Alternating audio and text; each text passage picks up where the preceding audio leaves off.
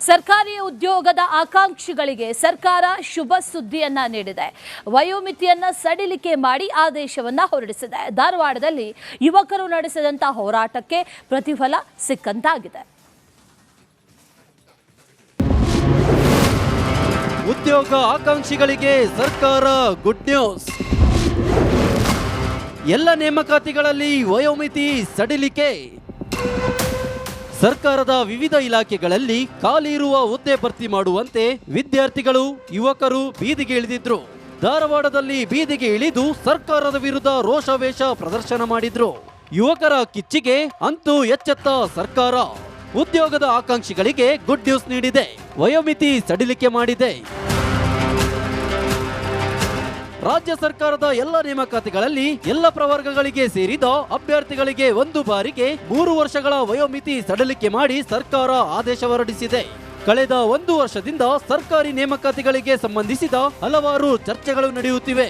ಇತ್ತೀಚೆಗಷ್ಟೇ ಧಾರವಾಡದಲ್ಲಿ ಪ್ರತಿಭಟನೆ ನಡೆದಿತ್ತು. ಈ ಬೆನ್ನಲ್ಲೇ ಸರ್ಕಾರಿ ನೌಕರಿಯ ಉದ್ಯೋಗ ಆಕಾಂಕ್ಷಿಗಳಿಗೆ ರಾಜ್ಯ ಸರ್ಕಾರ ಸಿಹಿ ಸುದ್ದಿ ನೀಡಿದೆ. ಪರಿಶಿಷ್ಟ ಜಾತಿಯಲ್ಲಿ ಒಳ ಮೀಸಲಾತಿ ಜಾರಿಯಾಗುವವರೆಗೆ ಸಿವಿಲ್ ಸೇವೆಗಳಲ್ಲಿ ಮೀಸಲಾತಿ ಅನ್ವಯವಾಗುವ ವೃಂದಗಳಲ್ಲಿನ ಹುದ್ದೆಗಳಿಗೆ ನೇರ ನೇಮಕಾತಿ ಮಾಡಿರಲಿಲ್ಲ. ಬ್ಯಾಕ್ಲಾಗ್ ಹುದ್ದೆ ಭರ್ತಿ ಮಾಡಿರಲಿಲ್ಲ. ಹೊಸದಾಗಿ ಯಾವುದೇ ಅಧಿಸೂಚನೆಯನ್ನು 2024 ಅಕ್ಟೋಬರ್ 28ರಿಂದ ಮುಂದಿನ ಆದೇಶದವರೆಗೂ ಹೊರಡಿಸಬಾರದು ಎಂದು ಎಲ್ಲ ನೇಮಕಾತಿ ಪ್ರಾಧಿಕಾರಗಳಿಗೆ ಸೂಚಿಸಲಾಗಿತ್ತು. Hanumanthu, political bureau, Republic Kannada. ಸರ್ಕಾರಿ ಉದ್ಯೋಗದ ಆಕಾಂಕ್ಷಿಗಳಿಗೆ ಸರ್ಕಾರ ಶುಭ ಸುದ್ದಿಯನ್ನ ನೀಡಿದೆ. ವಯೋಮಿತಿಯನ್ನ ಸಡಿಲಿಕೆ ಮಾಡಿ ಆದೇಶವನ್ನ ಹೊರಡಿಸಿದೆ. ಧಾರವಾಡದಲ್ಲಿ ಯುವಕರು ನಡೆಸಿದಂತ ಹೋರಾಟಕ್ಕೆ ಪ್ರತಿಫಲ ಸಿಕ್ಕಂತಾಗಿದೆ. ಉದ್ಯೋಗ ಆಕಾಂಕ್ಷಿಗಳಿಗೆ ಸರ್ಕಾರ ಗುಡ್ ನ್ಯೂಸ್. ಎಲ್ಲ ನೇಮಕಾತಿಗಳಲ್ಲಿ ವಯೋಮಿತಿ ಸಡಿಲಿಕೆ. ಸರ್ಕಾರದ ವಿವಿಧ ಇಲಾಖೆಗಳಲ್ಲಿ ಖಾಲಿ ಇರುವ ಹುದ್ದೆ ಭರ್ತಿ ಮಾಡುವಂತೆ ವಿದ್ಯಾರ್ಥಿಗಳು ಯುವಕರು ಬೀದಿಗೆ ಇಳಿದಿದ್ರು. ಧಾರವಾಡದಲ್ಲಿ ಬೀದಿಗೆ ಇಳಿದು ಸರ್ಕಾರದ ವಿರುದ್ಧ ರೋಷಾವೇಶ ಪ್ರದರ್ಶನ ಮಾಡಿದ್ರು. ಯುವಕರ ಕಿಚ್ಚಿಗೆ ಅಂತೂ ಎಚ್ಚೆತ್ತ ಸರ್ಕಾರ ಉದ್ಯೋಗದ ಆಕಾಂಕ್ಷಿಗಳಿಗೆ ಗುಡ್ ನ್ಯೂಸ್ ನೀಡಿದೆ. ವಯೋಮಿತಿ ಸಡಿಲಿಕೆ ಮಾಡಿದೆ.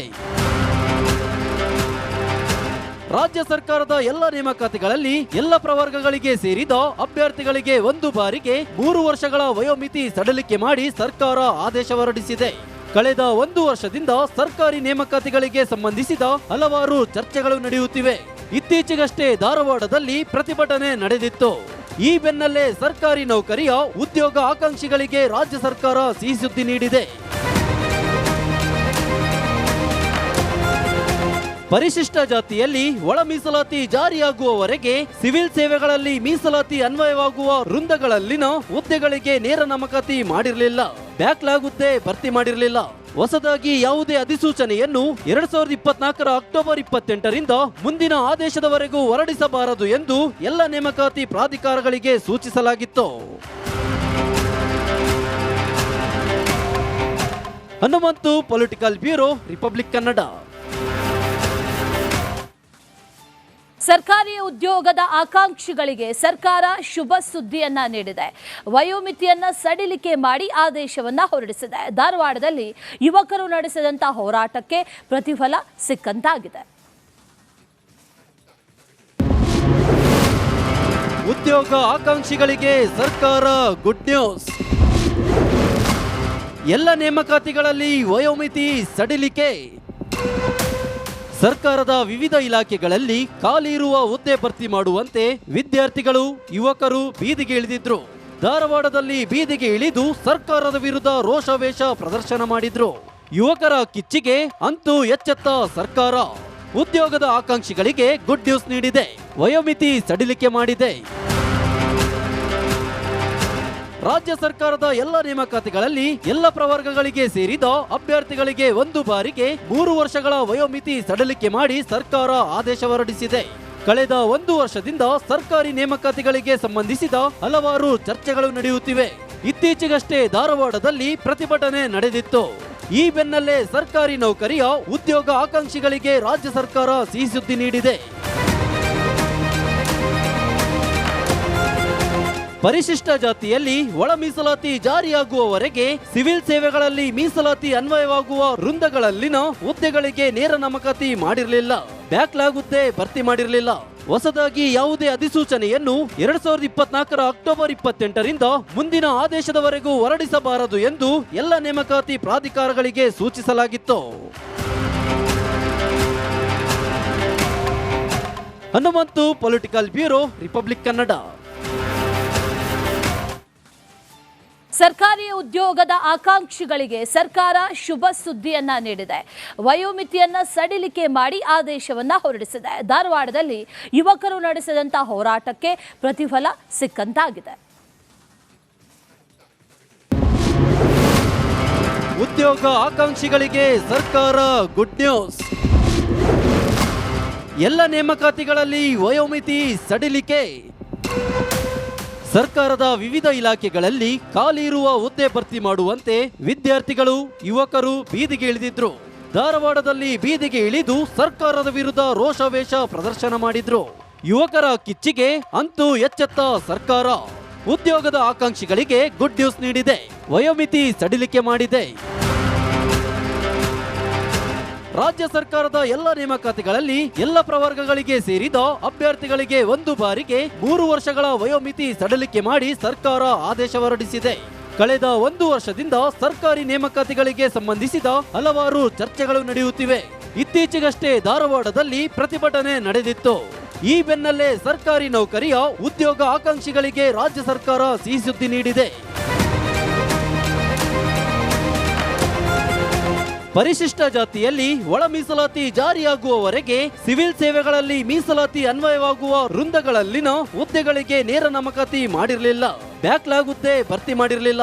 ಹೊಸದಾಗಿ ಯಾವುದೇ ಅಧಿಸೂಚನೆಯನ್ನು 2024 ಅಕ್ಟೋಬರ್ 28ರಿಂದ ಮುಂದಿನ ಆದೇಶದವರೆಗೂ ಹೊರಡಿಸಬಾರದು ಎಂದು ಎಲ್ಲ ನೇಮಕಾತಿ ಪ್ರಾಧಿಕಾರಗಳಿಗೆ ಸೂಚಿಸಲಾಗಿತ್ತು.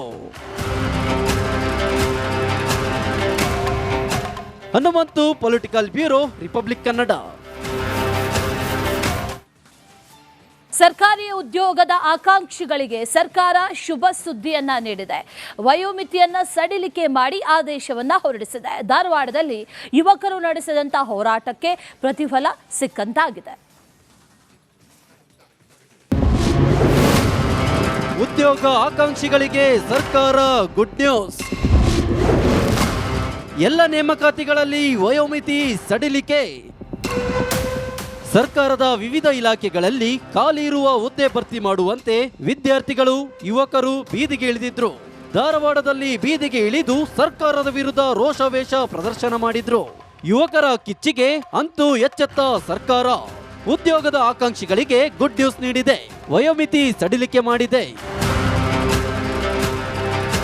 ರಾಜ್ಯ ಸರ್ಕಾರದ ಎಲ್ಲ ನೇಮಕಾತಿಗಳಲ್ಲಿ ಎಲ್ಲ ಪ್ರವರ್ಗಗಳಿಗೆ ಸೇರಿದ ಅಭ್ಯರ್ಥಿಗಳಿಗೆ ಒಂದು ಬಾರಿಗೆ 3 ವರ್ಷಗಳ ವಯೋಮಿತಿ ಸಡಿಲಿಕೆ ಮಾಡಿ ಸರ್ಕಾರ ಆದೇಶ ಹೊರಡಿಸಿದೆ.